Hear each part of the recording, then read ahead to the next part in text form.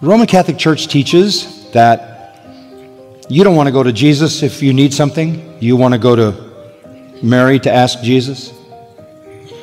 The whole idea that you go to Mary to plead with Jesus because Jesus can't resist Mary comes from this passage. Can you believe that? Oh, by the way, never mind that she was rebuked by him for asking. This is the only time in the New Testament that Mary ever made any request to Jesus. And he responded by saying, none of your business. But this is where the Catholic Church finds the fountain of its Mariolatry, going to Mary to get things from Jesus. Verse 4, after Mary says to him, they have no wine, Jesus said to her, woman, woman, not mother. It's not harsh to say woman. Some say it's kind of the southern expression, ma'am. It's not harsh, but it's not intimate. It's not mother. It's courteous.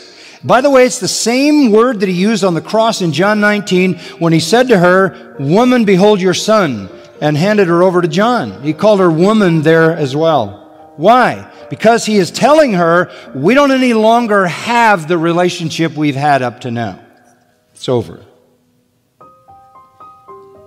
She is no longer in a position to act as an authority in his life.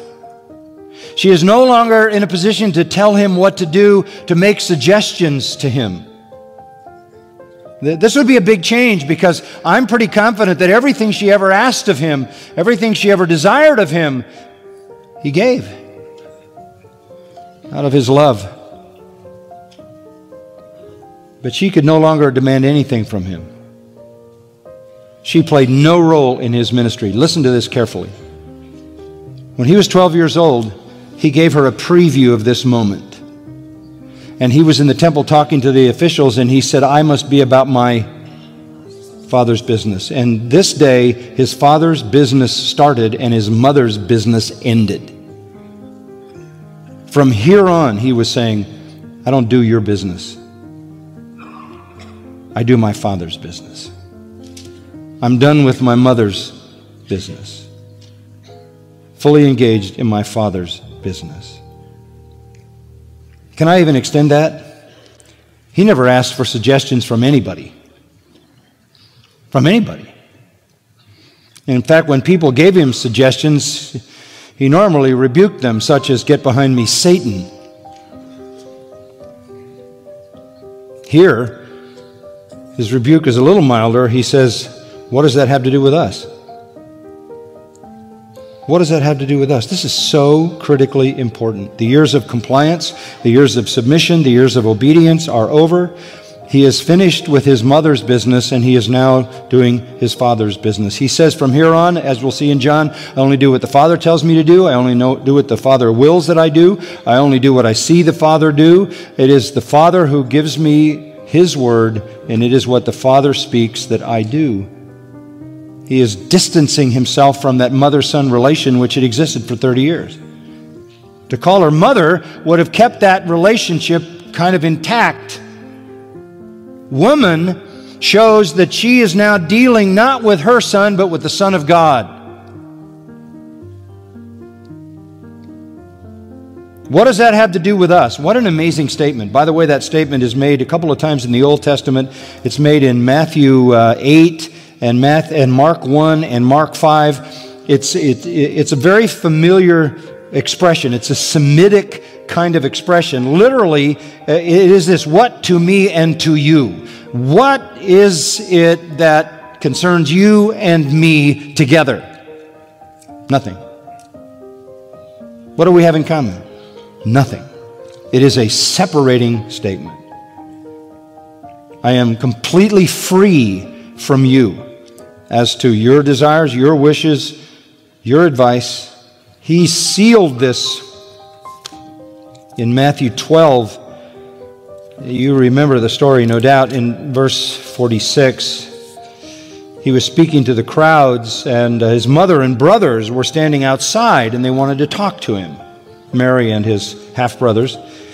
Someone said to him, "Behold, your mother and your brothers are outside, standing out there, seeking to speak to you." Jesus answered the one who was telling him and said, "Who is my mother? Who are my brothers?" Stretching out his hand toward his disciples, he said, "Behold, my mother and my brothers. For whoever does the will of my Father who's in heaven, he's my brother and my sister and my mother. The only relationship I have is with people who do my Father's will. Other human relationships cease." That's what he's saying. What do we have in common? You have no role to play in my life. All family connections are over. All family relationships are over.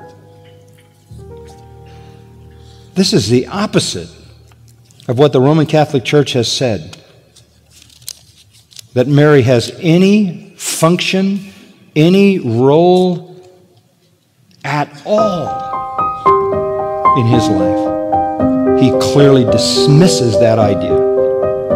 Luke 11:27, Jesus was speaking, and one of the women in the crowd raised her voice and said to him, "Blessed is the womb that bore you and the breasts at which you nursed." He said, "On the contrary, blessed are those who hear the word of God and obey it." He completely distances himself from Mary. He has assumed a higher position and she has no role to play.